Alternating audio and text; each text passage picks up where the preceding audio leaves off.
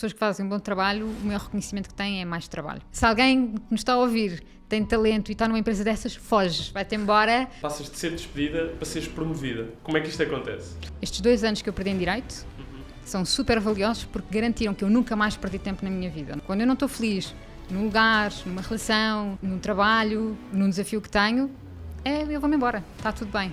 É importante partir para outra. E isso permitiu-me ganhar tempo, na verdade. Eu sinto que, imagina, isso para Portugal parece uma utopia.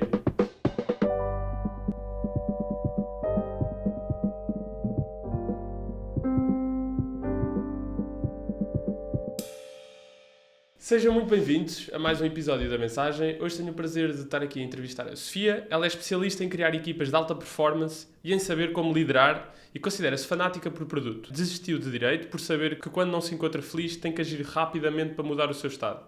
Foi jornalista responsável pelo lançamento de 2 startups, a Line Health e a Make It Happy.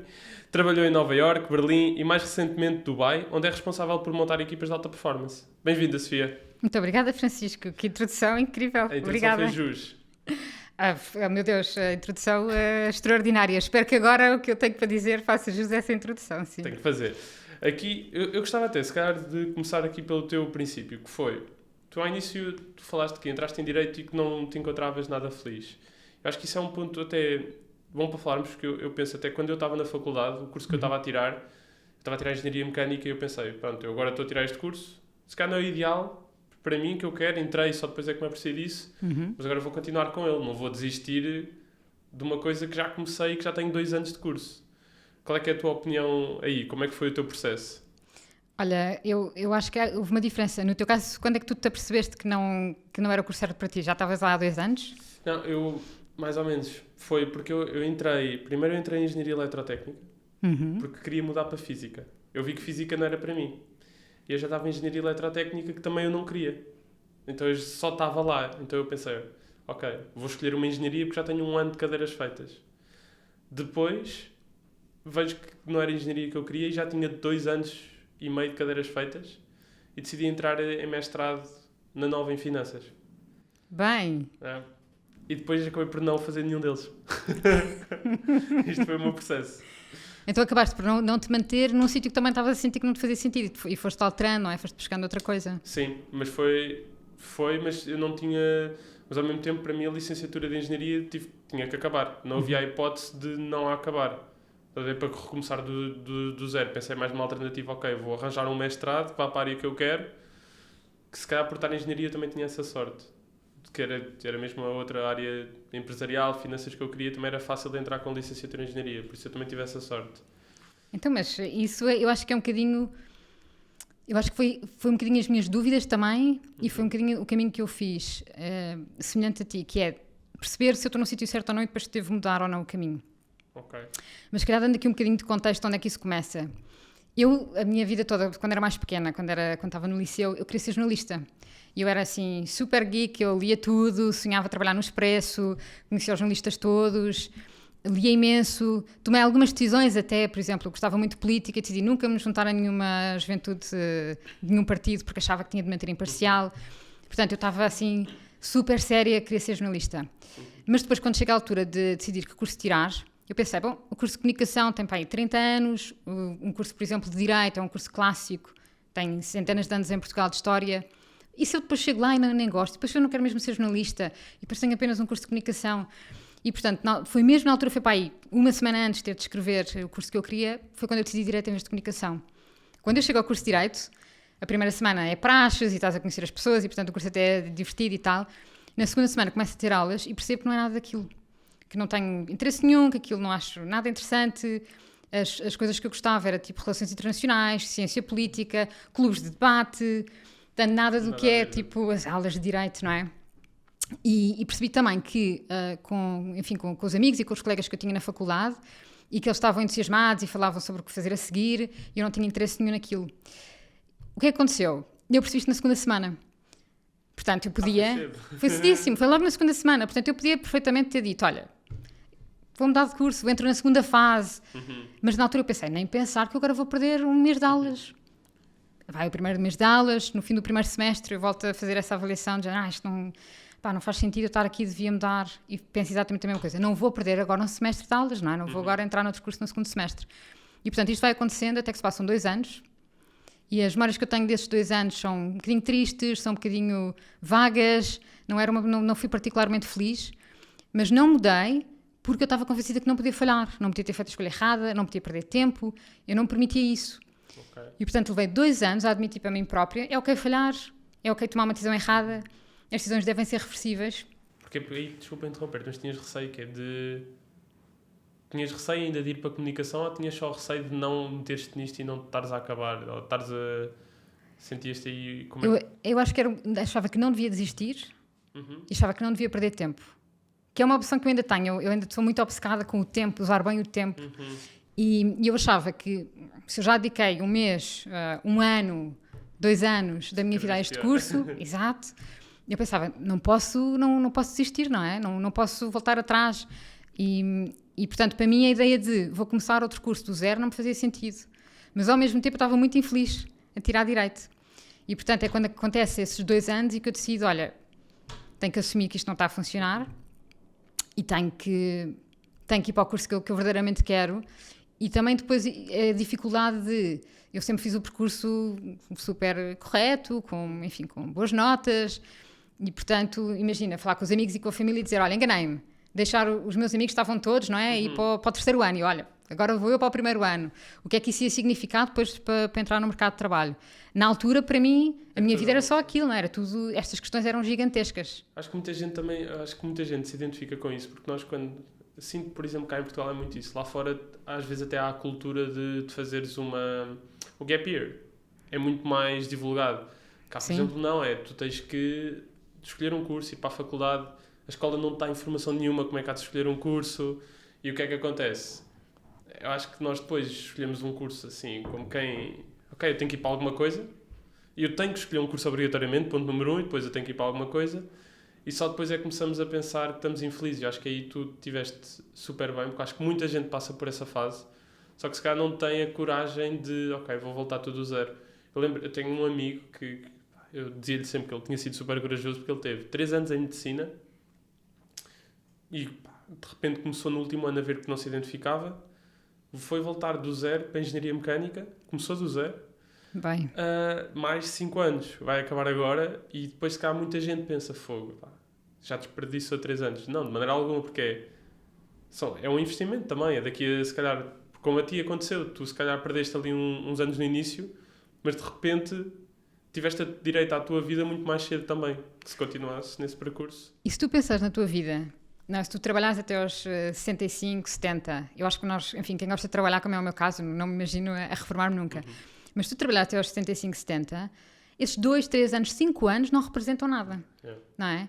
E se tu ficares num curso, por exemplo, uma medicina, uma engenharia, e que depois achas, bom, eu já fiz este investimento todo, é tipo os sunk costs, não é? Que é, eu já fiz este investimento todo e, portanto, agora vou continuar aqui. Vais continuar o resto da tua vida numa área que não tem interesse nenhum, que não... doesn't excite you, não é? Não faz muito sentido. E eu percebo a dificuldade de quem é mais novo ou de quem está a tirar o curso tomar uma decisão dessas, porque naquele momento a tua vida é aquilo, não é? E cada ano representa imenso, não é? Mas se tu pensares para a frente, a tua vida inteira fazeres uma coisa que não estás assim muito apaixonado, definitivamente para mim foi uma aprendizagem. Eu volto a dizer, na altura foi uma decisão difícil de tomar, difícil de partilhar com a família, difícil depois, enfim, eu em Direito estava a tirar o curso com relativa descontração, quando mudei para o curso de Comunicação, eu fiz milhares de coisas que eu acho que depois terá contribuído mais tarde para ter um burnout, porque eu estava a sentir que eu tinha de correr atrás do tempo e fundei milhares de coisas e fiz milhares de coisas. Portanto, também esta aprendizagem. Mas estes 2 anos que eu perdi em Direito são super valiosos porque garantiram que eu nunca mais perdi tempo na minha vida, não é? Eu depois de ter perdido 2 anos em Direito não sendo feliz, eu prometi a mim própria, um compromisso que eu tenho comigo, quando eu não estou feliz num lugar, numa relação, num trabalho, num desafio que tenho, eu vou-me embora, está tudo bem. É importante partir para outra. E isso permitiu-me ganhar tempo, na verdade. Porque isso deu-te logo grande aprendizagem, porque tu viste o impacto que teve na tua vida, tu adaptaste rápido, iterares rápido, etc. E não te demorares onde não és feliz. Não se tira nada de bom. E quando tu vais para comunicação, se calhar tu não sentes que entras logo com uma maturidade totalmente diferente, que é, vou aproveitar o curso totalmente diferente quando entramos no primeiro ano? Tu sentias essa diferença relativamente aos teus colegas também? Sim, olha, uma maturidade enorme, porque 2 anos a estudar Direito, necessariamente tu tens que adquirir uma capacidade de estudo muito diferente da que tinhas, não é, vindo do secundário. Portanto, isso tem essa vantagem. E depois eu sentia-me uma privilegiada por estar a estudar aquilo que queria verdadeiramente. E portanto, como eu tive aqueles 2 anos a fazer uma coisa que não tinha muito interesse, as aulas a que eu ia, que não ia a todas, porque geria o meu tempo como achava bem, isso não mudou. Mas havia aulas que eu achava super interessantes e que eu estava mesmo a beber as palavras dos professores, que achava mesmo interessante o que estava a estudar, e ainda hoje acho isso. Acho que tirar um curso superior, ter a oportunidade de passar 3, 4 anos a estudar um tema de que gostamos, é um privilégio, é uma coisa extraordinária. E tu que fizeste tu acabaste depois em comunicação por fazer muitos projetos nessa altura. O que é que tu sentes? Sentes que no mercado de trabalho depois valorizam mais os projetos que tu crias ou a média que tu tens? Os projetos que tu querias, de longe. Se calhar há saídas profissionais que vão valorizar a tua média mais. Não são as que me interessam, não são as empresas que me interessam, não eram na altura, não são hoje. Portanto, pessoas diferentes que já têm interesses diferentes, eu só posso falar da minha experiência. Na minha experiência, nem nunca ninguém me perguntou a média. E o facto de eu ter feito tanta coisa, ter fundado as revistas, um Prémio Nacional de Jornalismo Universitário, etc., isso garantiu que depois, quando eu estava à procura de estágio, mostra uma certa atitude, não é? De uma pessoa que vai fazer, que vai resolver. E, portanto, os sítios para onde fui trabalhar depois valorizaram isso. E eram os sítios também onde eu queria estar. Portanto, estava tudo alinhado. Ok, ou seja, porque lá está, eu acho que às vezes nós estamos com a mentalidade errada também na universidade. Que já é... Parece que é o sistema outra vez a funcionar, que é médias, etc. Mas não, o que valorizam mais é trabalho. Tu mostrares que fazes coisas, tu mostrares que és capaz... Claro que o diploma também, quando sais da universidade, é perfeito. Mas se calhar tu até antes conseguias. E tu começaste como jornalista, logo no início. Sim. Como é que era ser jornalista em Portugal? Olha, como é que é ser jornalista em Portugal? Diferente do que eu imaginava. Mas eu acho que esse choque acontece a qualquer pessoa quando entra no mercado de trabalho. Provavelmente nós temos uma expectativa de qualquer coisa e depois a realidade é um bocadinho diferente. O que é que eu te posso dizer sobre isso? Tu gostaste? Gostei muito. Foi um sonho concretizado, não é? Foi um sonho tornado realidade. Mas ao mesmo tempo perceber que as redações têm imensos estagiários, que os jornalistas que mais velhos... Porque eu quando eu procuro um percurso profissional, normalmente o que acontece é alguém que eu admiro e eu penso, olha, adorava, não é? Aprender com esta pessoa, ou adorava ter assim um percurso semelhante a esta pessoa mais tarde. E depois quando eu entrei nas redações, há um conjunto muito pequeno de pessoas que eu admirava mesmo, que eu pensava, bem, incrível. A maioria das pessoas eram bastante medianas, na verdade. E sendo o jornalismo um trabalho tão necessário para manter a nossa democracia a funcionar, eu fiquei um bocadinho triste com a realidade das relações e com o nível de qualidade das pessoas que lá estão. Por uma razão, porque que eu hoje percebo e não tenho solução. O business model do jornalismo está falido, não funciona, não é? Hoje em dia fala-se das subscrições como um business model que pode resolver esse tema e, enfim, há alguns meios de comunicação a fazer isso melhor do que outros. Mas tendo o business model falido, não é? Não encontrando ainda uma forma de ser sustentável, significa que o jornalismo que se faz, há pouco tempo a fazer jornalismo de investigação, há pouco investimento para isso, e portanto nas redações quem fica são pessoas que são muito resilientes. Os que são muito bons são muito resilientes e muito apaixonados pela área. São esses que são poucos, e depois o resto que fica é gente mediana. E eu não gosto de estar em sítios com pessoas medianas, eu gosto de estar com pessoas que são super apaixonadas pelo que estão a fazer, super inteligentes, e não foi esse nível que eu encontrei na altura. Mas isso é um ponto que acaba por ser um bocado assustador, porque acaba por ser cada vez menos, mas antes tinha o impacto que tem o jornalismo no país, etc., é gigante. Ou seja, estás a dizer é que, e ainda por cima, tendo acesso a pouco capital, se calhar torna ainda um alvo muito mais vulnerável de possíveis ataques que possam acontecer. Ou seja, se calhar a solução aí, o que é que tu vês? Tinha que haver uma mudança completamente no business model deles?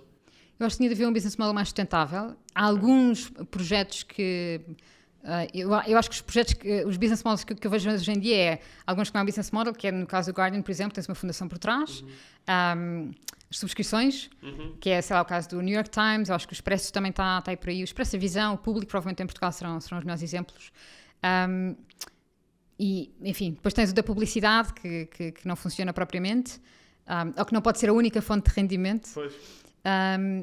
Se eu soubesse o business model que faria sentido para o jornalismo ser capaz de investir nas pessoas, nos jornalistas, nas redações para ter um bom trabalho, eu estava a fazer isso, porque para mim continua a ser um bocadinho ligado à minha missão de vida, não é? Ainda vamos ter a Sofia a abrir um jornal cá em Portugal. Quem sabe, se eu descobrir a resposta, seguramente. Mas não tenho. E agora, mais recentemente, nós vemos também muito através do crowdfunding. Há um projeto que é, por exemplo, o Fumaça. Eu não adoro a linha editorial, mas o trabalho deles é incrível, já receberam vários prémios. Portanto, neste momento são esses que nós vemos. E no caso do Fumaça, por exemplo, fazem um trabalho de investigação absolutamente notável. Agora, se este é o caminho, não sei. Não é a área que eu tenho também estado mais concentrada e a estudar. Mas mesmo, por exemplo, falando apenas de subscrições... eu subscrevo o Expresso e it's a pain. E para quem trabalha em produto, ver o onboarding flow, enfim, eu podia estar aqui o resto da tarde a falar sobre como era tão simples fazer o produto um bocadinho melhor e um bocadinho mais eficaz. Não é muito complexo. E agora vou mudar aqui um bocadinho o assunto. Mas tu, quando estavas a tirar jornalismo, tu acabas por te demitir, certo? E vais fazer uma viagem, ok? Eu queria te perguntar quanto é... Imagina, o que é que te motivou a fazer essa viagem? O que é que tu sentiste? Quanto tempo é que tiveste? E o impacto aí que te trouxe? Eu, quando decidi demitir-me, eu já tinha acabado o curso, já estava a trabalhar, já era jornalista há 2 anos. E o que aconteceu foi que eu passei de jornalista estagiária a jornalista. E quando isso acontece, eu estava à espera de uma conversa com os meus editores e com o CEO do grupo. Era um grupo relativamente pequeno. Estava à espera de uma conversa em que me explicassem um bocadinho o meu percurso profissional, as oportunidades de crescimento. E então eu bati à porta do CEO da primeira vez e disse-lhe: olha, podemos marcar uma reunião que eu gostava de falar sobre as minhas aspirações profissionais, o meu crescimento. E ele disse: eu agora não tenho tempo, mas nós depois marcamos. Passado bem um mês, eu bati à porta do CEO pela segunda vez e perguntei-lhe a mesma coisa. Ele disse: eu não tenho tempo, mas depois marcamos. Da terceira vez que eu fui bater à porta, despedi-me. Disse-lhe: olha, como ainda não houve a oportunidade de falar sobre o meu crescimento, acho que já não faz sentido eu estar aqui. E despedi-me, não fazendo ideia do que é que ia fazer a seguir, mas com a certeza que tinha sido alguma coisa diferente e eu queria ser um bocadinho mais dona do meu destino. Porque, como jornalista, é um trabalho super desafiante, super importante e que eu gostei muito. Mas é um trabalho em que eu estava um bocadinho a contar a história. E eu sentia que queria influenciar um bocadinho as coisas, eu queria um bocadinho fazer a história, ou a minha história, não é? Mudar ali o meu metro quadrado. E então, quando me demiti, não fazia ideia do que é que ia fazer, sabia que queria ter a possibilidade de progredir e senti que na estrutura em que estava, daquela empresa em particular, isso não seria muito fácil. E quando fui viajar, fui sozinha, fui ali para a zona dos Balcãs e, enfim, ia com o tempo um bocadinho aberto. Acho que no fim estive lá cerca de um mês. Sabemos que quando vamos viajar sozinhos nunca estamos sozinhos, vamos sempre conhecendo pessoas pelo caminho. E a única coisa que eu levava comigo na altura era que eu tinha feito muitas entrevistas a diretores de recursos humanos em Portugal, acho que quase todos das maiores empresas. E quando os entrevistava, falávamos sempre sobre as equipas, e um dos maiores temas que todos referiam tinha a ver com a felicidade das pessoas no trabalho, e que isso era uma preocupação, mas que não havia propriamente nenhuma resposta no mercado para os ajudar a medir a felicidade, a incentivar a felicidade dos trabalhadores. E uma das últimas conferências que eu tinha assistido tinha sido com uma representante do Botão, e o Botão é conhecido por não medir o PIB, não é? O Produto Interno Bruto, mas medir a felicidade interna bruta. O Botão é um país super pobre, e enfim, é um bocadinho a agenda do Botão. E isso para mim tinha sido super inspirador. Portanto, isto tinha ficado aqui in the back of my mind, da felicidade e das empresas preocuparem com isso, mas não haver muitos produtos para isso ainda. E foi essa reflexão que eu levei comigo durante essa viagem. Ok, e ainda hoje, se calhar da área que tu mais te dedicas, o que é que sentes que aqui isso é um bom tópico, que se calhar vamos aqui mais para a frente, mas que eu toco já, que é, o que é que tu sentes que se calhar hoje podia ser feito diferente? Onde é que se calhar as empresas mais falham? Olha, isso há imensa coisa, mas eu acho que começa pela liderança. Nós passamos uma grande parte da nossa vida no trabalho, não é? No mínimo 8 horas por dia, 5 dias por semana, são muitas horas, são muitos dias. Não faz nenhum sentido nós passarmos este tempo não estando felizes. Se nós assumirmos que estamos num trabalho que gostamos, estamos numa empresa que até está alinhada com os nossos valores, não é? Se isso está granted, depois eu acho que o que influencia verdadeiramente a nossa felicidade no fundo, é o nosso chefe, o nosso diretor, o nosso manager, não é? E se as pessoas que estão a liderar as equipas não sabem como desenvolver quem tem a parte da sua equipa, não sabem como criar uma equipa, não sabem como criar uma estratégia, uma visão para as pessoas saberem para onde é que estão a progredir, não sabem criar um plano de desenvolvimento profissional, isso pode fazer com que todo o teu dia no trabalho não faça sentido nenhum, não é? E portanto, para mim, podemos falar sobre várias coisas, sobre felicidade, etc. Mas para mim, até porque, enfim, depois dá só esta nota que felicidade representa diferentes coisas para diferentes pessoas, não é? Claro.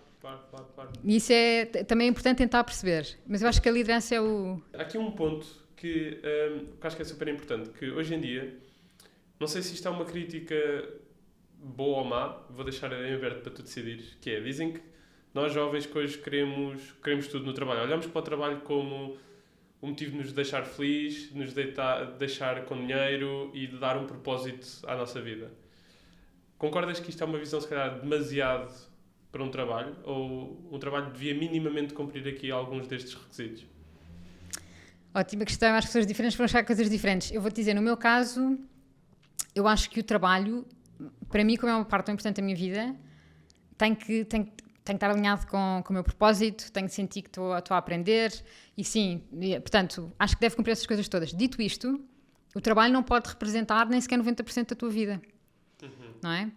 Tu tens que ter, por exemplo, se o teu dia, tu começas o dia, acordas e estás a ver os e-mails e a responder a não sei o quê e passas o dia inteiro a trabalhar e depois, sei lá, jantas e vais dormir e isto foi o teu dia, foi trabalho, isso não é nada saudável, não é? A tua vida é muito mais que o trabalho e, portanto, eu acho que tu tens, e acho que os jovens, e sejam quem for, deves procurar ter o melhor trabalho do mundo, o mais bem pago possível, o mais alinhado com os teus valores, sentes que estás a cumprir o teu propósito no sentido que é útil, estás um bocadinho a cumprir a tua missão, absolutamente. Acho que às vezes podes sentir que, olha, estou aqui porque a minha missão agora é aprender, e, portanto não tenho a certeza, não é? Estou a aprender com estas pessoas, válido. Portanto, acho que deves exigir o melhor do teu trabalho sempre, mas o teu trabalho não deve ser a única razão de fulfillment da tua vida, porque estás a exigir mais de uma coisa que não vai fazer, não é? As pessoas que estão na tua vida têm que estar para lá do trabalho, não é? O teu dia tem que ter momentos... Sim, o teu dia tem que ter momentos para lá do trabalho, até porque há dias no trabalho que são péssimos, não é? Corre muito mal e depois não tens mais nada, não é? Não pode ser. E o trabalho, se tu tens a tua startup e o teu projeto, está muito ligado a ti, às vezes torna-se quase claro a tua identidade, pronto, isso também é outra conversa. Mas tu trabalhas numa empresa, sim, amanhã podes deixar a empresa, não é? E tem que estar tudo bem. Tu tens de ter uma vida para além disso. Então, imagina, tu acreditas que... Eu cada vez questiono mais isto, que é, eu gostava às vezes também de... que era importante reduzir o trabalho. Cada vez mais falam sobre os 4 dias de trabalho, de fazermos aqui uma gestão diferente. Qual é que é a tua opinião? Achas que é possível reduzir as horas de trabalho e sermos mais produtivos? Que isso iria ter diretamente impacto? Ou que se calhar pode ser uma utopia? Olha, os 4 dias por semana é possível, eu fiz isso, please let's do it, o meu voto. Eu acho que eu acho que o tipo de trabalho que mais é necessário fazer, não é? Que nós, enquanto humanos, temos capacidade de fazer diferente das máquinas e da inteligência artificial, é aquilo que é mais problem solving, aquilo que é mais trabalho criativo. Não faz nenhum sentido nós exigirmos às pessoas para estarem das 9 às 5 em frente a um computador, não é? Porque tu precisas de tempo e espaço, se calhar precisas de dar uma volta e pensar. Agora, quando tu tens que ter várias pessoas reunidas a resolver um problema, tens que ter alguma estrutura. Claro. Portanto, necessariamente tens que dizer mais ou menos, olha, se calhar vamos ter uma reunião todos juntos a esta hora, se calhar vamos, sei lá, entre horas X e Y, estamos disponíveis para conversar se for necessário. Agora, cada empresa e cada pessoa saberá o que é que funciona para si e deve procurar adaptar. Agora, como princípio, Eu acho que nós devemos tentar ser flexíveis e dar espaço às pessoas para encontrarem a maneira de ser mais criativas em diferentes alturas. No imediato, não é? Que eu não acho que vai desaparecer tipo o 9 to 5 e o Monday to Friday no imediato.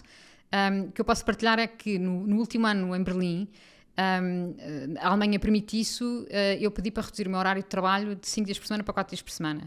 E eu estava a gerir equipas de produto e como interim, equipas de engenharia também. E pensei, eu acho que consigo fazer isto, vamos lá ver. E durante um ano trabalhei 4 dias por semana e não 5. E fui perfeitamente capaz de fazê-lo. Qual é a diferença? Tive que estabelecer algumas prioridades um bocadinho melhores, algumas coisas que deixei de fazer, mas fiz o meu trabalho na mesma, fazendo 4 dias por semana e não 5. Portanto, acho que é possível. Como é que te organizavas aí? Olha, tive que criar uma framework para mim que ainda hoje uso, que é bastante simples, que é criar uma lista de prioridades, que é esta. Primeiro, pessoas. Segundo, estratégia. Terceiro, unblock the day-to-day. Ou seja, eu uso isto para olhar para o meu calendário de manhã e perceber, hoje tenho imensas reuniões de unblock the day-to-day, que está com coisa de errado. Alguma coisa que eu não estou a fazer bem no bucket 1 e 2 para estar aqui 80% do meu tempo. Ou imagina que me cai um e-mail do CEO a fazer uma pergunta super urgente e eu tenho uma pessoa da minha equipa que está quase a chorar, não é? Nesse momento em que eu tenho que decidir entre um e outro, eu vou decidir falar com a pessoa da minha equipa. People first, always. Okay. E se tu, pelo menos o que me tem acontecido é, porque é que pessoas primeiro? Pessoas primeiro é garantir que as pessoas estão felizes, e para mim estarem felizes é perceber para onde é que estamos a caminhar, saberem na sua carreira profissional que objetivos e ambições é que têm e se estão a caminhar nesse sentido também. E perceber se está tudo bem, se temos as pessoas certas no lugar certos, se é preciso recrutar. Então, o meu foco passa em recrutar e não em continuar o battling da day-to-day. Eu fico focada aí. Portanto, primeiro, garantir que temos uma boa equipa in place. A seguir, a estratégia. A estratégia é basicamente perceber um bocadinho a visão, o plano estratégico, onde é que estamos a ir, pensar um bocadinho à frente. Se isto estiver bem feito, se eu tiver as pessoas sabendo o que é que têm de fazer, se estão felizes, se estão motivadas, se estão autónomas, com agência para decidir sobre o seu futuro, se percebem a estratégia e participaram nela e sabem para onde é que estamos a caminhar. Depois este last bucket, que é o day-to-day, eu quase não tenho que estar presente, porque a equipa sabe, não é? As pessoas estão motivadas, sabem o caminho e não tenho que passar ali muito tempo. E, portanto, isto tem funcionado. Imagina, agora fizeste-me pensar que é... O que acontece, até percebendo agora o teu mecanismo, é... se tu tens uma liberdade maior de horário, o que é que vai acontecer? Tu podes fazer... Fazes um sistema que garanta que o teu horário vai ser mais fácil. Então tu estás a prevenir todos os problemas que um dia vais ter, porque sabes que não tens que estar lá das 9 às 5. O teu objetivo é aquela máquina tem que estar a funcionar, tem que estar a funcionar bem e com qualidade. E isto é o meu papel na empresa. Agora estou a perceber, porque às vezes eu pensava, como é que diminuindo o horário vamos poder conseguir tornar-nos mais produtivos?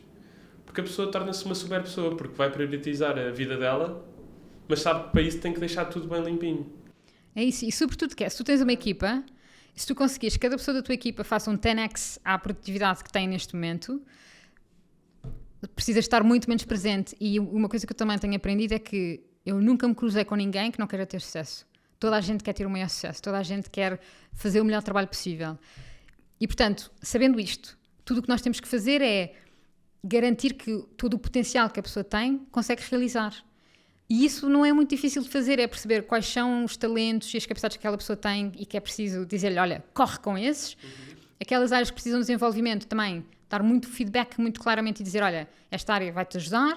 Aquelas áreas que são fraquezas e perceber, se calhar esta pessoa é mesmo fraca nisto e não há um problema, não tem que ser o melhor nisto. Há outra pessoa da equipa que tem esta strength, se eles trabalharem em conjunto não há nenhum gap, assim funciona. Portanto, eu não vejo... para eu ser produtiva e eficaz, não vejo de todo com equals my time, não é? Tipo, time input equals X output. Sim, não vejo de toda essa maneira, não é? Eu acho que tem muito mais a ver com, ainda por cima no meu caso, não é? Estando a gerir equipas, como é o teu caso quando tu estás a gerir a tua startup. Na verdade, tens uma equipa, como é que eu vou pegar nesta gente toda e garantir que eles, com o máximo de autonomia e independência possível, produzem o resultado que é preciso para a empresa? Normalmente, do que eu tenho visto, não tem a ver com imensas horas postas, tem a ver com criação de foco, ter muita clareza o que é que nós queremos, que impacto é que precisamos de criar e depois ter muita oportunidade para experimentar, falhar. E nesse caminho acabas por criar confiança sobre o caminho a seguir e acabas por criar impacto e valor. E de certa maneira, nós, até quando estavas a falar sobre mim, eu estava a pensar no meu caso, que de certa maneira nós estamos a viciar o jogo, que é, nós estamos sempre a pôr o tabuleiro com as mesmas regras. Então as pessoas vão continuar a jogar o mesmo jogo, porque estamos a pôr aquelas constraints. Ou seja, se tu abrires, vais dar muito mais a oportunidade à criatividade que tanto focamos. Mas como é que tu montas uma boa equipa? Como é que tu sabes identificar... Por exemplo, eu sinto que a minha eu sinto que esta pessoa que é muito boa nisto, tem algumas provas dadas, mas há mais para além disso. Como é que tu vês o que há mais para além disso naquela pessoa, de capacidades? Olha, às vezes é acreditar primeiro que a pessoa é capaz de alguma coisa antes dela própria acreditar. E depois o poder de acreditar em alguém cria uma coisa muito especial. Porque, Francisco, se eu acreditar que tu és capaz de correr uma maratona, e se eu te disser isso, tu vais ficar a pensar... Se calhar podia correr, se calhar daqui a 6 meses não, mas se calhar daqui a 1 ano.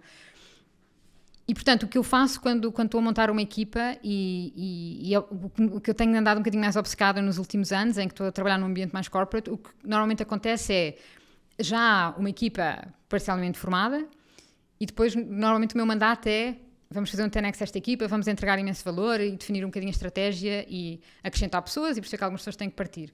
Portanto, neste contexto, o que eu faço a primeira coisa é o que eu chamo de diagnóstico, que eu sendo com cada pessoa da equipa, engenheiros, produtos, design, data, toda a gente, pessoas com quem eles trabalham, e só faço a pergunta aberta de perceber como é que está a ser, o que é que te dá mais energia, como é que é o teu dia, o que é que gostas mais de fazer, o que é que está a ser difícil, o que é mais frustrante, o que é que tu vês que é um caminho para a frente, qual é a coisa que tu estás mais orgulhoso de ter feito, e com este diagnóstico tentar perceber um bocadinho, à medida que as pessoas vão falando, já me permite perceber quais são um bocadinho as áreas de strengths e aquelas áreas que se calhar requires development e as áreas que, não é preciso. Porque não é preciso toda a gente ser incrível em tudo. O que é importante é ter uma equipa que em conjunto funcione. E depois a partir daqui é ajudar com cada pessoa. Eu começo a formar um bocadinho uma ideia de, isto é o que nós precisamos de fazer para criar este determinado valor. Temos toda a gente que precisamos ou não, como é que algumas pessoas de facto têm ali áreas de potencial que ainda não estão desenvolvidas que eu posso ajudar. Vou dar um exemplo muito concreto. Eu trabalhei com um Product Manager que o feedback que me tinha sido dado era, ele não é muito bom, ele é muito lento e não é nada customer-centric, não é nada bom. Quando eu comecei a falar mais com ele e com a equipa, eu percebi que as pessoas que trabalhavam com ele de forma mais próxima adoravam trabalhar com ele e que não achavam que ele era nada lento. O que acontecia? Ele gosta de trabalhar in depth e gosta de perceber muito bem a área de trabalho, gosta de perceber muito bem as soluções que vai apresentar. Isto requer tempo, não é? A pessoa precisa de tempo para perceber o que é que está a fazer. E, portanto, ele, numa reunião com a leadership, não ia dizer a solução é A. Não, ele queria pensar, ter uma semana, falar com a equipa e depois apresentar uma proposta muito sólida. A realidade é que, às vezes, as coisas são mais rápidas, não é? Quando agora uma coisa é urgente, se apresentares o resultado daqui a uma semana, a percepção parece que uma pessoa é um bocadinho lenta. E eu percebi que o que ele adorava fazer era isto, era ter tempo para pensar, trabalhar mais in depth, que tinha uma capacidade absolutamente brutal para trabalhar com data, que é uma skill um bocadinho rara nos product managers. E, portanto, com ele fiz um bocadinho o plano de, esta área que tu gostas mais, o que é que nós podemos fazer nesta área... E fui criando o caminho para ele se tornar um Data Product Manager em vez de um Product Manager comum, que há imensa gente que faz isso. E a partir daí, lá está, ele ficou muito mais feliz, entregou muito mais valor a todos nós.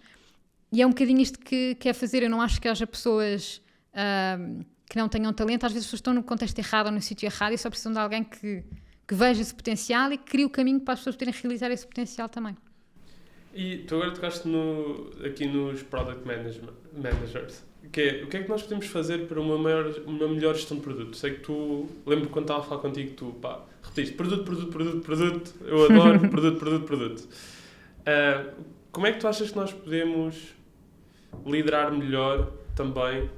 Ou, por exemplo, vou fazer a pergunta de outra questão que assim ainda mais pessoal que é, por exemplo, agora nós estamos aqui a trabalhar num produto que vamos lançar.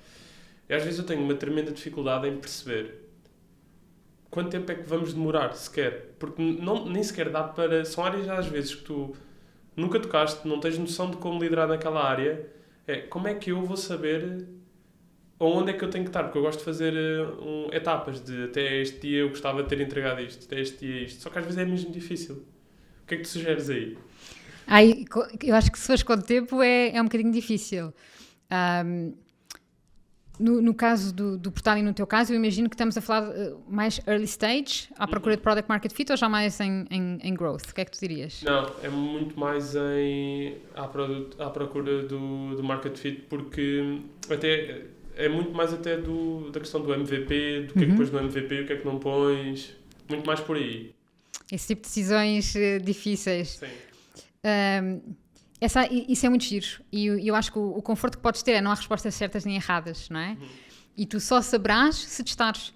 E, portanto, se tiveres... Eu percebo... Eu há bocado estava a dizer que tenho esta opção com o tempo e não perder tempo. E, portanto, percebo que tu queres aí uma data, mas se calhar mais útil do que isso é dizer qual é que é o teu objetivo, não é? Por exemplo, é fazer... Imagina, para Product Market Fit, se calhar queres reter X, não é? Queres ter um nível de retenção X, ou que seja lá a North Star Metric que queiras pôr para o teu produto, que tu dizes, ok, chegando aqui, isto é o meu indicador que eu estou em Product Market Fit.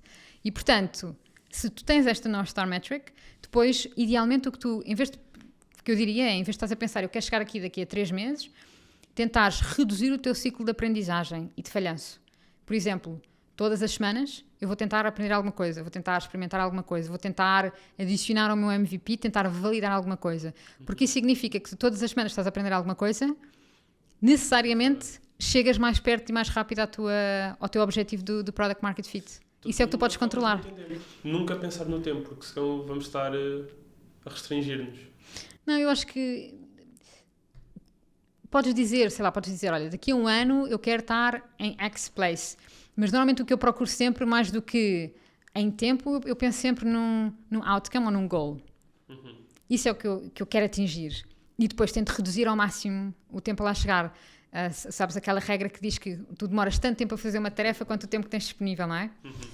E portanto eu acho que se tu olhares para goals ou outcomes, o teu objetivo, e depois tentar chegar lá o mais depressa possível, vai ser mais útil. E por outro lado, eu acho que retira um bocadinho a pressão. Porque se tu disseres, eu tenho que estar aqui daqui a 3 meses, podes chegar mais cedo, podes chegar mais tarde, também podes perceber que se calhar não é por aí. E portanto, perder mais tempo a pensar, olha, a minha North Star Metric é esta, e vamos estar todos aqui a optimizar para chegar ali, para atingirmos Product Market Fit. Eu acho que isso vai ser mais útil do que dizeres, daqui a 3 meses temos que... X. Então, e como é que, imagina, eu acho que isso é excelente, por exemplo, se estiver a nível pessoal, mas como é que eu faço a nível de grupo? Imagina, tens um grupo. Qual é que é o conselho que dás a alguém que tem que liderar, sei lá, uma equipa e querem alcançar X? Como é que ele se mantém a par no dia-a-dia da equipa, se o progresso está a acontecer, se não está? Como é que ele pode transmitir, garantir que todos estão felizes e a ser produtivos? Acho que é mais por aí. Olha, boa questão. Então eu vou assumir que a equipa está montada vamos assumir que isso já está. Vou assumir também que a pessoa que está no cargo de liderança tem assim, enorme self-awareness também e, portanto, vamos assumir que é uma pessoa também com bastante consciência das suas, volto a usar a minha palavra, dos seus talentos, das suas strengths, mas também daquelas áreas assim mais sombrias e mais difíceis e dos seus gaps. Portanto, assumindo que temos aqui uma mega equipa com toda a gente incrível, a seguir o trabalho é definir a visão e a estratégia, não é? Que é, imagina, no Portal da Sabedoria nós queremos ser o número 1 no mundo a ajudar as pessoas a estudar e nós queremos que os nossos alunos sejam os melhores alunos das universidades onde estão presentes, não é? Tipo, assim, uma coisa assim, uma visão. Depois, a partir daqui, começas a pensar, ok, para chegar aqui, quais são as primeiras como é que eu posso medir que estou a chegar mais perto deste resultado? E depois vais partindo isto em objetivos, não é?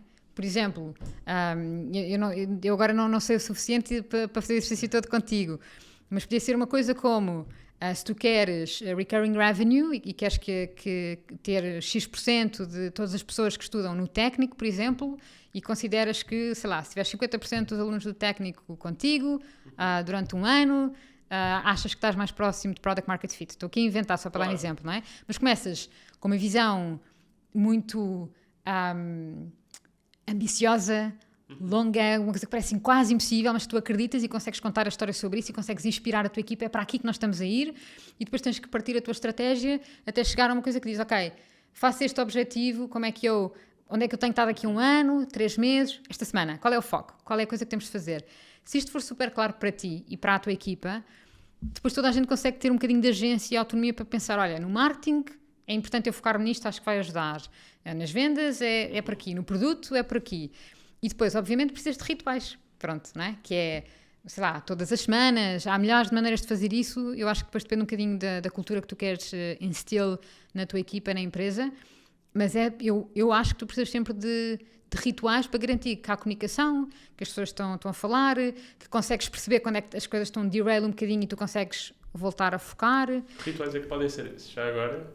Olha, desde numa equipa de produto, desde o stand-up, que eu acho que é muito underutilized, porque eu acho que eu vejo muitas equipas, o stand-up começas amanhã, tipo, é uma reunião super rápida, é 5, 10 minutos, mas eu vejo muitas equipas de produto, tipo, cada um está a dizer, eu ontem fiz não sei o quê, e amanhã não sei o quê, e pronto, isto não tem interesse nenhum, não é?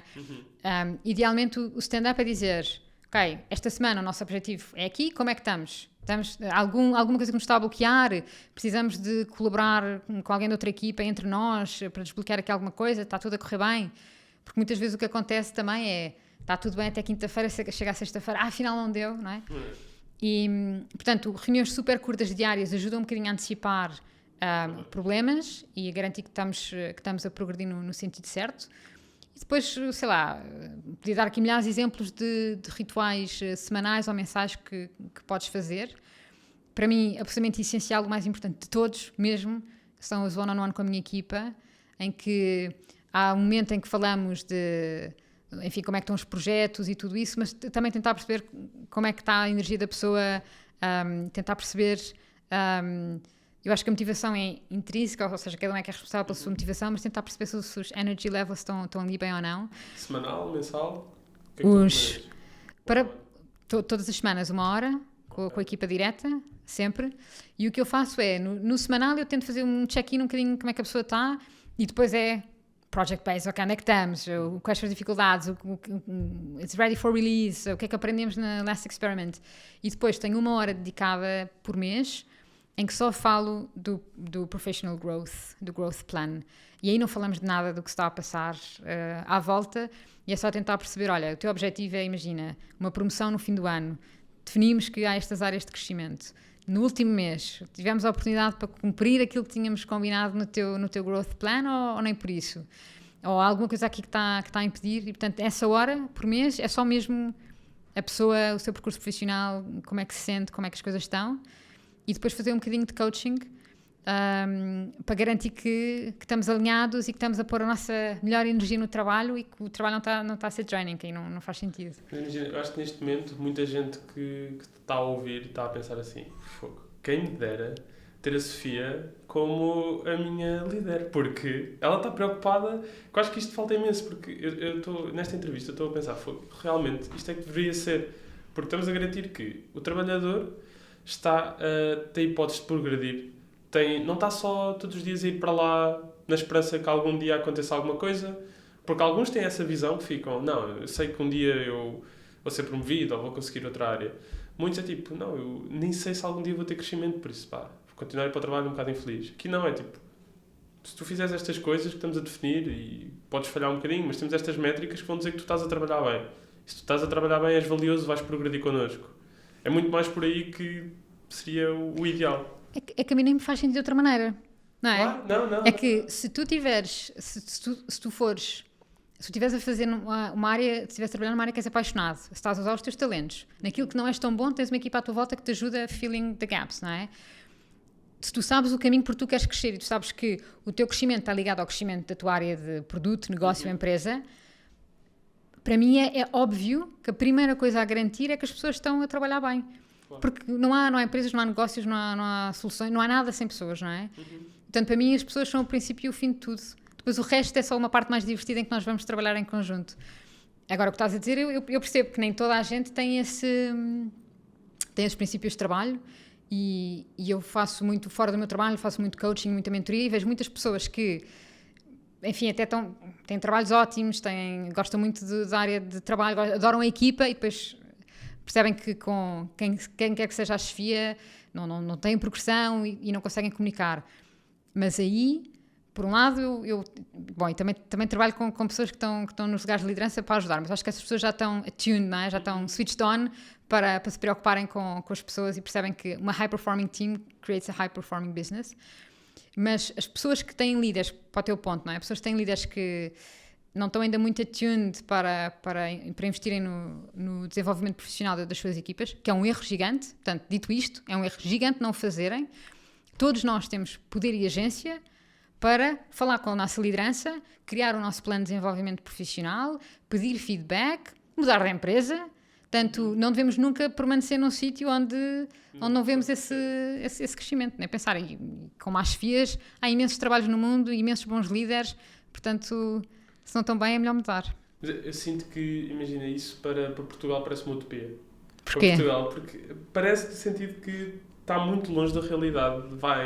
Se calhar nós temos grandes empresas, onde é possível isso acontecer, mas se formos pensar, se calhar mesmo 90% das empresas, o típico... o dono da empresa, o responsável, o que quer, olha muito para o output de horas. Quantas horas é que esta pessoa está aqui? E nem é... Qual é que é os resultados que ela está a ter? E às vezes ok, ela está aqui 40 horas, está a fazer o trabalho muito bem, está a entregar alguns resultados, mas está ali 5 horas sem fazer nada. Porque já está a ultrapassar o que deveria fazer. Mas está ali a olhar para ontem, mas é dar-lhe ainda mais trabalho. Ou seja, eu sinto que tinha que haver uma desconstrução ainda muito grande para mostrar que realmente o que conta é as pessoas e a felicidade delas vai aumentar a produtividade delas e não focar em horas. É verdade, eu acho que acontece muito que pessoas que fazem um bom trabalho, o maior reconhecimento que têm é mais trabalho. É o que mais vejo acontecer, não é? Isso é verdade. Agora, dito isto, qualquer empresa que tem um chefe, e vamos usar essa palavra, péssima, tem um chefe que está mais preocupado com garantir que as pessoas estão sentadas ali na sua cadeira X horas por dia e que não podem sair antes das, 7, 8, e quem está mais tempo sentado, melhor. Seguramente não são empresas que trazem muito valor, seguramente não são empresas que têm muito crescimento. Portanto, se alguém que nos está a ouvir tem talento e está numa empresa dessas, foge, vai-te embora, porque há alternativas. Mesmo que não sejam a maioria das empresas em Portugal ainda, se nós... Eu acho que a minha mensagem é um bocadinho essa. Eu trabalho o mais que posso com quem é líder para tentar trazer esta noção de que investir nas pessoas para serem high performers equals high performing team equals high performing business. E isto não é bullshit, é ROI, any way you want to look at it. Mas dito isto, para qualquer pessoa que está num trabalho, tu tens essa agência, tu tens essa capacidade de influenciar o que se está a passar à tua volta. E deves tentar. E se não consegues, deves ser como eu, não é? Eu bati à porta do CEO 2 vezes, porque queria ter essa conversa. Não me foi dado espaço para conversar. Então fui-me embora e depois fui com as minhas empresas e, entretanto, fui à vida. Portanto, nunca pares, independente, mesmo que a tua perspectiva seja... Eu acho que as pessoas que nos rodeiam, as pessoas com quem falamos, influenciam muito a nossa visão do mundo. E pode acontecer que para quem está em Portugal, não é? Nós às vezes olhamos à volta e pensamos, bem, não há alternativa, as empresas são todas XYZ, essa não é a realidade. Tu precisas de uma boa empresa, um bom líder, uma boa oportunidade que esteja alinhado contigo. E, portanto, uma pessoa não deve parar de procurar até encontrar isto. Não deves optar por algo a meio caminho, nunca. Sim, eu acho que, imagina, isso está a abrir o número 1, e é isso que eu quero falar outra vez, que é o teu percurso. Também se cá mostra muito isso, porque, honestamente, para quem está em Portugal, eu sinto que é mesmo uma realidade super difícil. E se calhar tem que haver todo um caminho feito muito mais por pessoas como tu a falar também com esses líderes de como pessoas vai trazer muito melhores resultados. Eu acho mesmo que estamos muito longe ainda disso. Mas se calhar, e principalmente ainda há pouco tempo eu vi um gráfico que era, estavam a partilhar, que era um gráfico onde mostrava o número de horas, quais é que eram os países onde se trabalhava mais horas versus salário. E é engraçado, sempre que havia muito mais horas, o salário era muito menor. E à medida que tu avançavas num maior salário, via-se o número de horas a baixar. Achas que também está ligado mesmo com a produtividade ou era já só porque depois era um país tipo Suécia, Alemanha, mas achas que é por produtividade? Pode ser muito por aí? Eu acho que aí entra uma série de coisas, e se quiseres um bocadinho olhar para, normalmente esses estudos mostram que Portugal, Espanha, Itália, Grécia trabalham imensas horas, olhas para a Alemanha, as pessoas trabalham um número de horas, depois olhas produtividade, economia, etc. E acho que não preciso, todos sabemos a realidade, não é? E eu também trabalhei na Alemanha, portanto eu consigo comparar perfeitamente a cultura de trabalho portuguesa e a cultura de trabalho alemã. Antes de começarmos, eu estava-te a contar uma história, né, que eu estava a trabalhar em Berlim, depois de ter estado nos Estados Unidos, e portanto, tanto Portugal como os Estados Unidos são um bocadinho a hustle culture, um bocadinho intenso, e era uma sexta-feira, 7 da tarde, e eu estava a acabar uma coisa. E o meu director vem com 2 cervejas, senta-se ao pé de mim e diz-me: Sofia, o que é que estás a fazer? Eu, estou só aqui a acabar uma coisa. Ele, é sexta-feira, 7 da tarde, nem pensava, fecha isso. Não, mas é importante. E ele senta-se muito sério ao meu lado e diz: olha, temos mesmo de conversar, porque se tu achas que é preciso trabalhar às 7 da tarde uma sexta-feira, é porque eu estou a fazer alguma coisa de errado. Ou não estou a ajudar a gerir bem o teu trabalho, estou a exigir demais, ou então és tu que estás a fazer alguma coisa de errado, porque se estás a fazer bem o teu trabalho não tens de estar a esta hora a trabalhar, não é? E quando fui para Berlim e com este director, eu tive que aprender a fazer o meu trabalho nas horas que são suposto, e depois usar melhor o meu tempo livre para fazer outras coisas que inicialmente eu nem sabia muito bem o que fazer com tanto tempo livre. Há mesmo essa cultura. Então. Sim, o work-life balance na Alemanha, it's real. E depois, quando falamos de produtividade, enfim, se for ver os estudos todos, acho que toda a gente dirá que a Alemanha é um país produtivo. E, portanto, lá está. O tempo que dás não quer dizer que vá ser igual ao resultado produzido. Voltando só aqui, nós mudámos completamente o tópico da conversa. Eu queria voltar aqui só um ponto atrás, que foi: tu chegaste a lançar 2 startups, em que, e queria saber aqui, contar-nos a história de ambas. Como é que correu, sei como até acabaste por levantar 1,5 milhões, certo? Como é que foi todo este processo das duas e o que é que comparas, o porquê de não terem avançado também mais? Podemos falar sobre isso? Claro, olha, são alturas super felizes da minha vida e ao mesmo tempo super intensas. A primeira startup foi a Make It Happy. Estávamos a falar há bocado que eu, enfim, decidi despedir-me e depois fui viajar. Não tem que ser para uma pessoa abrir uma startup, mas ajudou-me um bocadinho a refletir sobre a vida. A Make It Happy foi muito uma vontade de eu criar alguma coisa. Que foi bootstrapped, e a ideia era trazer felicidade às empresas. Tínhamos assim uma enorme visão sobre o que queríamos fazer, mas no fim nós nunca passámos do stage do MVP, que era basicamente uma newsletter com descontos tipo Groupon e com atividades para fazer no dia-a-dia na cidade. E depois vendíamos esta newsletter a empresas que estavam no top 100 das empresas mais felizes para trabalhar em Portugal. A realidade é que nós não conseguimos muitos clientes, portanto não conseguimos tração no mercado suficiente. E percebendo isso, passado um ano decidimos fechar e fazer outras coisas. Ficaram-se em Portugal naquela altura? Sim, estávamos só em Portugal. Na altura nem sequer nos ocorreu tentar outras empresas, porque lá está, aquela pergunta que fazíamos há bocado sobre o tempo e o que validar. Nós na altura estávamos só mesmo naquele stage de MVP, mostrar que, ok, isto funciona em Portugal, há interesse, e depois eventualmente podíamos pensar noutras coisas, mas nós nem sequer conseguimos passar daí, não é? E então, nessa primeira startup foi isso, não houve tração suficiente no mercado, o produto provavelmente não era suficientemente bom, fechámos. E depois, eu conheço o Diogo e começamos, inicialmente o nome era Farm Assistant, depois quando mudámos para os Estados Unidos fizemos um rebranding para Line Health. Maior aprendizagem da minha vida, mesmo. Aí a nossa missão era ajudar as pessoas a tomar o medicamento certo à hora certa. Juntámos-nos inicialmente para fazermos o Lisbon Challenge, que era um acelerador super early stage da BTI, e o nosso acordo inicial foi: olha, vamos testar esta ideia durante 3 meses aqui no Lisbon Challenge. Se correr bem e tiver tração, avançamos, não, kill it and let's go to the next one. Tendo eu aprendido que é melhor falhar depressa e passar para a próxima coisa.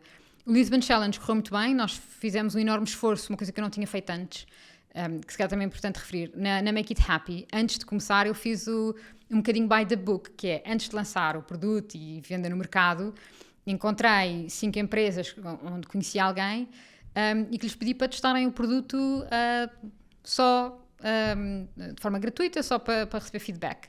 E dessas 5 empresas com quem testei, nenhuma delas a seguir disse: olha, eu por acaso gostava de comprar porque isto é interessante, os serviços que nós mandámos, as pessoas também não estavam assim particularmente entusiasmadas.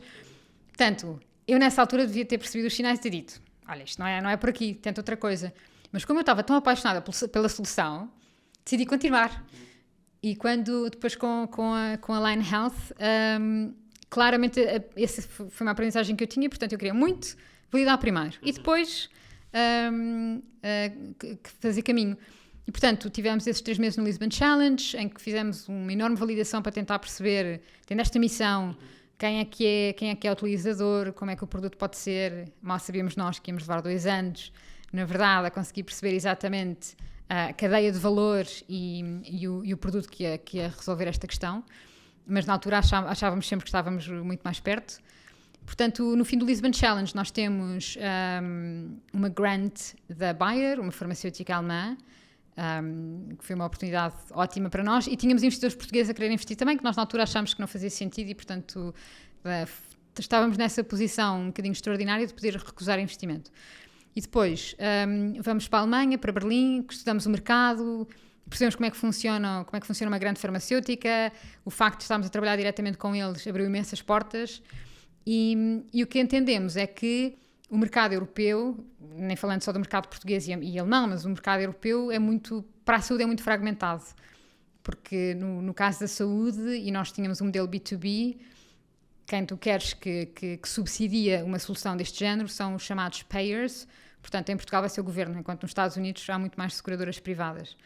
Portanto, exato. Quer dizer, são opções. Nós podíamos ter ido por um caminho B2C, por exemplo, não é? Sim, mas face ao nosso estudo de mercado e ao espaço que queríamos ocupar e ao crescimento que queríamos ter, sabíamos que tínhamos de ter muita escala e que para isso faria sentido ser com quem é o segurador da saúde, não é? Usando aqui uma palavra, não sei se é muito correta, mas mais portuguesa, que na Europa é sobretudo o Estado, é o maior segurador e é altamente fragmentado, não é? Tens que falar com as pessoas na Alemanha, outros em Portugal, Espanha, etc. E a partir desse momento começamos a olhar para os Estados Unidos com os desafios que tem, que é nós não tínhamos network lá, não temos nenhum background em healthcare, nem eu nem o Diogo tínhamos, mas fomos um bocadinho, usando aqui uma expressão mais coloquial, fomos na fé, levou algum tempo, mas acabámos por encontrar investidores nos Estados Unidos, mudámos para lá e a partir daí foi um crescimento brutal a todos os níveis, de perceber como é que é o mercado norte-americano. Aqui na Europa, a fazer uma coisa semelhante a nós, se calhar havia 1 ou 2 startups, nos Estados Unidos havia 10, o ritmo e a intensidade é muito maior. Por outro lado, o ritmo de aprendizagem, o capital a passar de mão em mão também é muito maior e muito mais rápido. E o que aconteceu? Nós acabámos por fechar a Line Health também, e nós fechámos verdadeiramente porque, eu não sei se partilhas disso, esta ideia, mas eu acho que as startups acabam quando os founders decidem que acabam. Seja porque não estão bem, seja porque estão exaustos, porque uma startup, tu podes sempre fazer o pivot no modelo de negócio, podes sempre fazer um bridge round, podes sempre tentar alguma coisa, não é? E neste caso nós cometemos vários erros e estávamos bastante atrasados a entregar o nosso protótipo de hardware, que é uma coisa que eu também não faria outra vez. O produto de hardware é mesmo complicado, muito mais difícil que software. E portanto, como estávamos muito atrasados em entregar o produto, tudo o resto começou a ser muito difícil e nós decidimos fechar. E acabaram por ficar por aí então. Tiraste grandes aprendizagens. Sim. Que é isso que estavas a dizer. E foi aí que, desculpa a questão, mas foi aí que te levou ao burnout, que há bocado falaste, quando estavas com muita intensidade. Não, o burnout foi antes. Foi quando eu me despedi e deixei de ser jornalista, foi como consequência do burnout, porque eu na faculdade fazia milhares de coisas, não é? Estava a tirar o curso, lancei uma revista, estava no jornal da faculdade, lancei um prémio nacional de jornalismo universitário, fazia rádio, fazia milhares de coisas. E não tinha muito respeito, sei lá, pelos meus fins de semana, pelo descanso, por fazer as coisas que fazem bem. E então essa foi uma aprendizagem que eu trago comigo também, que é ter um bocadinho de atenção que aquilo que falávamos há bocado, que o trabalho é essencial, mas não é a tua vida toda. E, portanto, é muito importante ter consciência de quais são os teus outros interesses, quais são as tuas outras áreas que dão energia e garantir que te dedicas um bocadinho a isso também. E quando tu sais, então, Estados Unidos, tu arriscaste, tentaste ao máximo, lutaste e viste, e eu concordo totalmente com o que disseste, que é até o último minuto, enquanto vocês quisessem, podem estar a ganhar 0, estarem os dois a sobreviver de como é que seja e a continuar. Só depende de vocês. Isso eu acredito 100%. Mas então tu depois passas dos Estados Unidos e vais para Berlim. Exatamente. onde, curioso, arranjas logo aqui uma oportunidade de trabalho, certo? E eu lembro-me, quando estava a falar contigo, tu disseste uma coisa super curiosa, que é, quando estavas a trabalhar lá, e é isto que eu te queria perguntar até, que tu passas de ser despedida para seres promovida, certo? Como é que isto acontece? Eu se calhar o background para esta história é o seguinte, eu na minha startup, na Line Health, percebi que todas estas áreas que eu depois vim descobrir que se chama Product Management, era o que mais me apaixonava, era o que eu queria fazer. E portanto eu tinha muito claro para mim que eu queria trabalhar em produto. E inicialmente tentei, na verdade, e também é importante falar sobre isto, sobre as coisas que não conseguimos e quando falhamos, e não consegui um trabalho que fosse em Product Management. Mas consegui numa e-commerce alemã como Head of Venture. Portanto, basicamente, contrataram para ir construir uma startup dentro daquela empresa. E esse era o meu mandato, digamos assim, e tivemos a fazer isso durante, talvez, não chegou um ano, foram para aí 9 meses, e fomos montando a equipa, montando o produto, lançámos o produto no mercado, estávamos muito contentes. Entretanto, nós éramos parte do departamento de inovação, que era um bocadinho isolado da empresa principal, mas a empresa acaba por ser adquirida e quando vem o novo CEO, a decisão é de fechar o departamento de inovação e focar 100% no core business. Portanto, o meu director vem ter comigo e diz-me, olha, vamos fechar o departamento de inovação, tens aqui um package ótimo para ires fazer outra coisa qualquer, no fundo estamos a fechar o departamento de inovação, portanto estás despedida, tu e a equipa toda, e pronto. E quando ele me diz aquilo, eu penso, mas que ideia tão estúpida estarem a não aproveitar este produto que está aqui. E eu disse-lhe, olha, eu quero discutir alguma coisa diferente, quero discutir um spin-off da startup, da venture que criámos aqui dentro. E, portanto, na verdade, eu gostava de discutir com o C-Level, fazermos aqui uma bridge round. Eles tornam-se investidores desta venture, mas que torna-se uma startup externa e quer que nos libertem a equipa, se quiser vir, IP, clients, product, enfim. E tornamos aqui uma empresa fora do contexto desta empresa maior. E quando eu faço esta sugestão, ele ficou um bocadinho surpreendido e um bocadinho chocado, não estava à espera e disse, bom, tenho que tentar perceber. Long story short, quando eu falo com o novo CEO, a pergunta que ele me faz é, o que é que tu estás a ver que eu não estou a ver? E disse, bom, posso, não é, mostrar exatamente porque é que eu acho que é estúpido, no fundo, fechar o departamento de inovação e não fazer uso desta startup que estava aqui a ser criada. E ele disse, ok, muito bem, mas então, olha, eu não estou disponível para haver uma spin-off e para funcionarmos como investidores. Eu estou disponível para que esse produto seja integrado no nosso core business, que era a agenda, não é? Que seja integrado no nosso core business e parte da nossa B2B core offer. E disse-me, olha, daqui 1 ou 2 semanas, let's meet again, e traz-me, no fundo, um business case para mostrar porque é que eu devia investir nesta ideia de ser um dos nossos core offer products. Pronto, e eu depois, em 2 semanas um bocadinho loucas, porque eu tive que perceber todo o funcionamento da empresa-mãe, da empresa que tinha acabado de adquirir, portanto, a nossa empresa da empresa-mãe que tinha adquirido, e tentar perceber, ok, se eu fizer aqui um posicionamento diferente, enfim.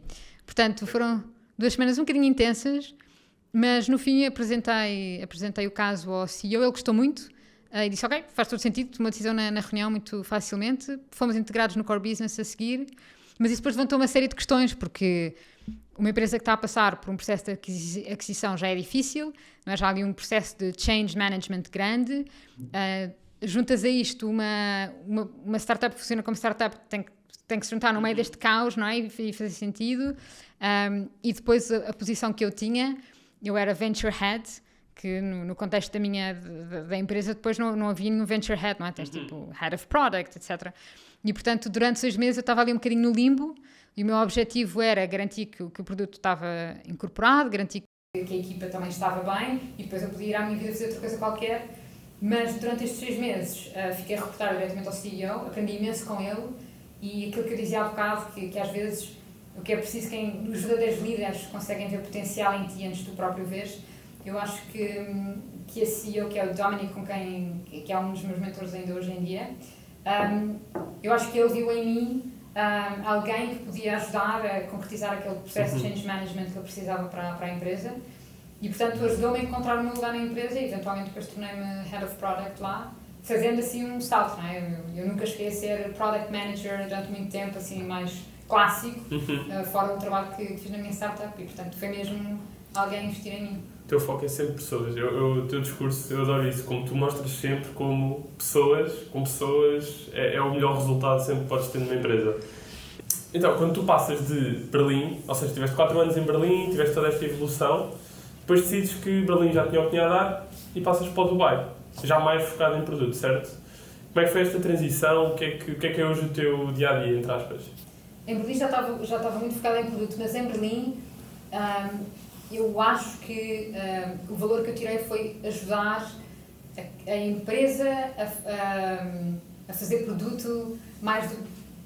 Não quero dizer como eu acho que se deve fazer, mas deixar um bocadinho aquela maneira de ser produto um bocadinho mais old school, que era com product owners e passar mesmo para proper product management. E, portanto, em Berlim eu senti que tinha pessoas super inteligentes e interessantes à minha volta e super interessadas e motivadas, mas eu todas as semanas falava com alguém que trabalhava produto, ou seja, uma pessoa que eu admiro, ou que está numa empresa que eu admiro, para perceber um bocadinho quais são as best practices e depois tentar trazer. E, portanto, eu sentia que não é que tivesse a aprender imenso com as pessoas com quem, na área de fazer bom produto, nas pessoas com quem trabalhava. E, portanto, há uma determinada altura que eu senti, ok, nesta cidade já está, nesta empresa também já fiz o meu contributo que podia, e, portanto, where to go in the globe estava um bocadinho open, ou seja, não tinha assim grande ideia de onde é que ia seguir, só sabia que era uma coisa diferente de Berlim. Agora, o que eu sabia é que eu queria trabalhar com uma super equipa de produto. Agora sim, eu queria aprender com pessoas incríveis para eu ter essa experiência e não ser eu a pessoa que está a trazer esses insights e a estabelecer a cultura de produto. Queria aprender com alguém que já o tinha feito. E, por acaso, juntam-se uma série de circunstâncias e descobri esta empresa que está no Dubai. Dubai, de volta ao sol e à praia, que é uma coisa que eu aprecio bastante, colocados como qualquer português, depois de passar vários invernos assim, mais a norte. E fui encontrar uma equipa de produtos extraordinária, com pessoas que trabalharam na Google, no Facebook, na Microsoft, uma equipa de liderança incrível, e tem sido assim o último ano e meio a aprender com gente incrível. Como é que é o Dubai? Há bocado nós estávamos aqui até a falar em off antes sobre como é que era viver no Dubai. Estávamos até a comparar o Dubai com a Arábia Saudita. Qual é que é a tua opinião, voltando aqui um bocadinho a esse tópico? Dubai é aberto, não é? Consegue estar à vontade até como mulher? Há sempre essa questão de que muita gente diz que uma mulher não consegue ser livre no Dubai. Qual é que é toda aqui a tua opinião aí? Eu acho que no Dubai a mulher é tão livre no Dubai como é na Europa. O Dubai e nos Emirados Árabes Unidos são super abertos e, portanto, acho que as pessoas não notam grande diferença. Dito isto, uma mulher ainda há muitas microagressões que acontecem ao longo do dia no trabalho, mas não acontecem mais no Dubai do que aconteceu em Portugal, por exemplo. Portanto, isso existe, acontece. Eu nunca faço muito disso agenda, porque eu acho que devo encontrar o meu lugar à mesa e estabelecer a minha posição, mas já passei por várias situações absolutamente dispensáveis e não sou só eu, acho que todas as mulheres passam. Dito isto, o Dubai recebeu-me super bem, na minha empresa é, como eu digo, exatamente como na Europa, temos gente do mundo inteiro super capaz, super aberto. A Arábia Saudita, nunca estive na Arábia Saudita, portanto não sei exatamente como é que é. Agora, sei que há um enorme, tanto na Arábia Saudita como nos Emirados Árabes Unidos, há um enorme esforço de abrir ao mundo e de trazer mais pessoas a estes países. E no caso particular do Dubai é uma crowd super internacional. E o Dubai tem uma vantagem, para mim, de aprendizagem, que é, eu trabalhando na Europa, não é? Nós mudamos de país e aprendemos logo alguma coisa. Mas quando eu fui para os Estados Unidos, percebi quão eurocêntrica eu era, não é? Como o centro do mundo para mim era a Europa, como eu tinha a ideia que os americanos, enfim, eles não são muito inteligentes. Estando lá, uma pessoa percebe melhor o contexto e percebe melhor as diferenças entre o interior dos Estados Unidos e as costas, etc. E, portanto, alargou um bocadinho a minha perspectiva. Estando no Médio Oriente agora, a minha perspectiva alargou-se imenso. É o berço da civilização, o Médio Oriente está entre a Ásia e a Europa. Quando tu falas com quem é do Médio Oriente, tu percebes que a visão do mundo deles é muito mais aberta do que nós. Nós, em Portugal, achamos que sabemos do mundo inteiro, somos super internacionais, mas, na verdade, temos uma visão muito ocidentalizada das coisas, assim, Europa e americana. E, portanto, dito isto, tem sido uma aprendizagem enorme, até a nível pessoal, E eu não acho que o Dubai ou que o Médio Oriente ainda esteja a representar tudo o que vai representar no mundo em termos tecnológicos. O crescimento ali é incrível. Eu estive a dar uma talk sobre Product Leadership no Cairo há 2 ou 3 meses e a energia era impressionante, fez-me lembrar um bocadinho de Portugal, porque eu percebi que as pessoas no Egito leem tudo, sabem tudo, portanto, sabem todos os podcasts, sabem todas as frameworks, vão às conferências e estão um bocadinho a fazer aquele esforço de, ok, eu como Product Manager desta empresa, eu sei como é que se deve fazer, mas aquilo que estava a dizer há bocado, mas a minha liderança ainda não está alinhada. Como é que eu posso, não é? Eu influenciar a minha liderança a andar as coisas um bocadinho. E, portanto, o poder que o mundo árabe tem, seja a língua, seja as mesmas pessoas que lá estão, sendo uma população altamente jovem, cada vez mais qualificados, eu acho que ainda não vimos tudo o que vamos ver de startups e disrupção à vida do Médio Oriente para o resto do mundo. Porque depois também tens toda aquela evolução. Eu lembro-me de falar contigo. Já foi no outro dia que falámos que era sobre a questão, por exemplo, porque é que tu achavas que os Estados Unidos tinha os cérebros melhores lá desenvolvidos. Não foi essa a conversa que tivemos? Eu não disse isso, mas isso dá a sensação que dá a sensação, era isso. E depois tu percebeste que era ninguém melhor para tu dizer o que é que tu percebeste. Não te lembras dessa conversa? É isso, porque eu acho que nós temos muito aquela ideia. Por exemplo, em produto nós temos a ideia, os Estados Unidos estão a fazer o melhor, estão super à frente, etc. Estando nos Estados Unidos, para já eu percebi que os portugueses são incríveis em qualquer lado do mundo. O nosso sistema de educação, a nossa capacidade, não em nada está reduzida com qualquer outro lado do mundo. Isso é a primeira coisa a dizer. E depois, a única diferença que existe verdadeiramente nos Estados Unidos em relação a, por exemplo, uma startup nos Estados Unidos, se calhar, vamos dizer, em termos de lados, tem mais sucesso do que uma startup que começa em Portugal, a diferença são duas. Uma é capital. A ease of business nos Estados Unidos é muito mais rápida e maior do que na Europa, em particular, do que em Portugal. E depois a concentração de talento. É só isso. De facto faz diferença se tu tiveres muita gente reunida no mesmo espaço, porque tu as tuas conversas, o que vais aprendendo é muito mais rápido do que se tu estiveres isolado a tentar aprender tudo sozinho, não é? E portanto essa é a única diferença que eu vejo. E sentes que isso, se calhar, agora começa a ser também muito Dubai, nesses dois tópicos? Definitivamente, neste momento, enfim, o Médio Oriente, sobretudo a Arábia Saudita e os Emirados Árabes Unidos, ali os países do Golfo, definitivamente em capital. Portanto, isso... E o talento está a vir. E o talento está... O talento, neste momento, já há muita gente que estuda e quer estar em produto e em tecnologia, já há muito mais startups, e eu vejo uma diferença de ano para ano, e pessoas que estão lá e que me dizem como era há 10 anos, as conversas que têm agora, e portanto eu acho que nós ainda não vimos tudo, mesmo. Fica aqui o suspense para as próximas temporadas.